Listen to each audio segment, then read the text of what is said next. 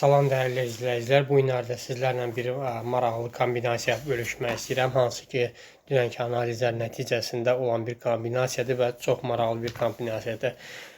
Tablo üzərində hər şeyi çəkmişəm vaxt getməsin deyə hazır qoymuşam. Deməli, burada həyat cizgimizi, ağıl cizgimizi və ürək cizgimiz var.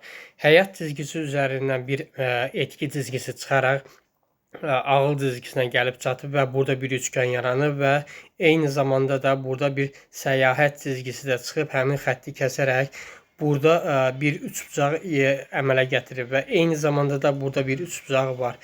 Deməli, burada nəticə nədir? İnsanın özü 33 yaşındadır və buradakı cizgi də 35 yaşında çıxır.